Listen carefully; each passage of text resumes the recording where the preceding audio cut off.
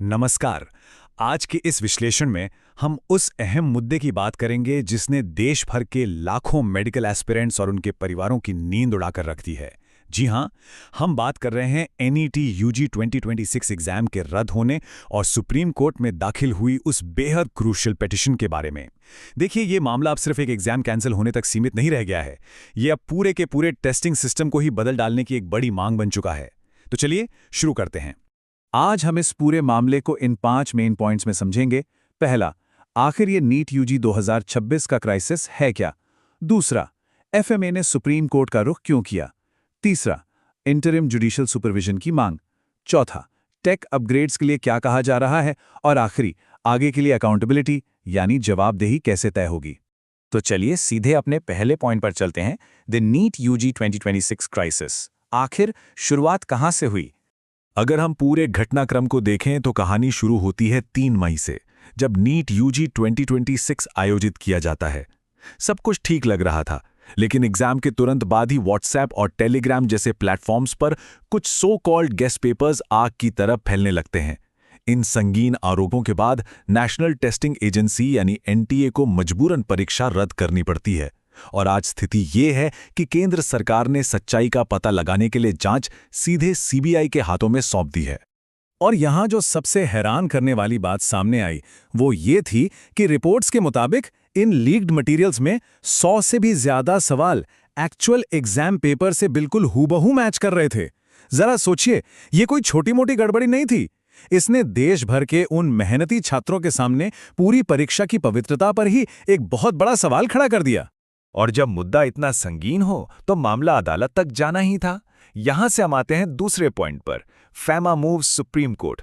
देखिए, जब इतनी बड़े पैमाने पर ऐसी इरेगुलरिटीज सामने आती हैं तो कानूनी हस्तक्षेप होना बिल्कुल लाजमी हो जाता है। Federation of all India medical association, जिसे हम FAIMA कहते हैं, उन्होंने एडवोकेट तानवी दुबे के जरिए सुप्रीम कोर्ट का दरवाजा खटखटाया। उनकी इस पिटीशन का कोर एलिगेशन एक बेहद संगीन कॉन्सेप्ट पर टिका है, सिस्टमिक फेलियर यानी व्यवस्थागत विफलता। असल में पेटिशनर्स इस पेपर लीक को एनटीए की कोई छोटी चूक नहीं मान रहे हैं। उनका साफ तर्क है कि एनटीए की पूरी प्रणाली ही कंप्लीटली नाकाम हो चुकी है। और इसीलिए इस याचिका में एक बहुत बड़ी और लॉन्ग टर्म मांग रखी गई है। मांग ये है कि एनटीए को पूरी तरह हटाकर एक मोर रोबस्ट, टेक्नोलॉजिकली एडवांस्ड और ऑटोनॉमस बॉडी बनाई जाए।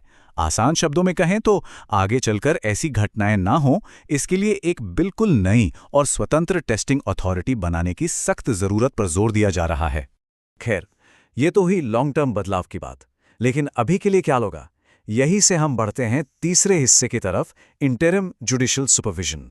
जैसे कि हम सब जानते हैं, एक नई संस्था बनाने में लंबा वक्त लगता है, तो ऐसे में जब तक नया सिस्टम नहीं बनता तब तक एग्जाम्स को सेफ कैसे रखा जाए, इसके लिए एक हाई पावर्ड मॉनिटरिंग कमेटी बनाने का प्रस्ताव रखा गया है। पिटीशन में मांग है कि इस पैनल के अध्यक्ष सुप्रीम कोर्ट के एक रिटायर्ड जज हों और इसमें स्पेशलाइज्ड साइबर सिक्योरिटी एक्सपर्ट्स के साथ साथ सर्टिफाइड फोरेंसिक साइंटिस्ट को भी शामिल किया जाए। अब आप खुद समझ सकते हैं कि इस पैनल को कितना हाईली स्पेशलाइज रखने की मांग की जा रही है, ताकि आगे के एग्जाम्स पर बिल्कुल कड़ी नजर रखी जा सके। अब इस प्रस्तावित कमेटी का आखिर काम क्या होगा? इसके लिए एक 3 स्टेप्स का मैंडेट मंगाया गया है। पहला स्टेप, इस इंटरिम कमेटी का तुरंत गठन करना। दूसरा स्टेप, इस कड़ी निगरानी के बीच नीट यूजी 2026 की नए सिरे से परीक्षा आयोजित करवाना। और तीसरा स्टेप, इस नए एग्जाम प्रोसेस की सिक्योरिटी को अच्छे से वेरीफाई और सर्टिफाई करना। देखिए, यहां मकसद सिर्फ एग्जाम को दोबारा लेना नहीं है, बल्कि पूरे प्रोसेस की ऑथेंटिसिटी को साबित करना और छात्रों का भरोसा वापस लाना है। इस प्रोसेस में टेक्नोलॉजी का बड़ा रोल होगा। तो चलिए चौथे पॉइंट की बात करते हैं, डिमांड्स फॉर टेक अपग्रेड्स। ये बात तो तय है कि बिना बेहतर टेक्नोलॉजी के इस सिस्टम में कोई स्थायी सुधार नहीं आ सकता, और ये पिटीशन मूल फर्क को बहुत अच्छे से समझाती है। जो हमारा मौजूदा सिस्टम है वो फिजिकल पेपर्स के ट्रांसपोर्टेशन पर निर्भर करता है, राइट? और इसमें चेन ऑफ कस्टडी के दौरान पेपर लीक होने का सबसे बड़ा रिस्क होता है। इसके ठीक विपरीत नया प्रस्ताव यह है कि एग्जाम को पूरी तरह से कंप्यूटर बेस्ड टेस्ट यानी CBT मॉडल पर शिफ्ट किया जाए, जिसमें क्वेश्चन पेपर्स की डिजिटल लॉकिंग हो। अगर फिजिकल पेपर्स का सफर ही खत्म हो जाएगा तो रास्ते में किसी पेपर के लीक होने की गुंजाइश लगभग ना के बराबर हो जाएगी। और अब आते हैं 5वें और सबसे आखिरी हिस्से पर, जो फ्यूचर के लिए बेहद जरूरी है, सिक्योरिंग फ्यूचर अकाउंटेबिलिटी। सिर्फ नए एग्जाम्स और नई टेक्नोलॉजी लाना ही काफ़ी नहीं है, बल्कि अब तक जो हुआ है उसकी जवाबदेही तय करना भी उतना ही ज़रूरी है। इस याचिका में 2 खास स्पेसिफिक चीज़ें मांगी गई हैं। पहला, सीबीआई स्ट्रिक्टली 4 हफ्ते के भीतर अपनी स्टेटस रिपोर्ट अदालत को दे। इस रिपोर्ट में किन किन लोगों की गिरफ्तारी हुई, किन पर चार्जेस लगे और पूरे नेटवर्क का डिटेल्ड खुलासा होना चाहिए।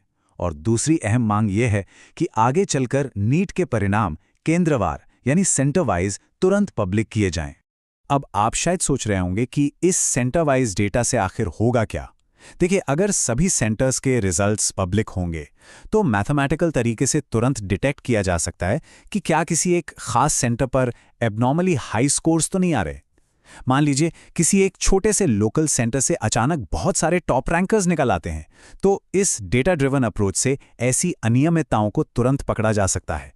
ये एक बहुत ही प्रैक्टिकल तरीका है सिस्टम में ट्रांसपेरेंसी लाने का। तो आखिर में सबसे बड़ा सवाल यही उठता है, सीबीआई की आने वाली इस रिपोर्ट से भारत के मेडिकल एंट्रेंस एग्जाम्स का लॉन्ग टर्म भविष्य आखिर किस तरफ जाएगा?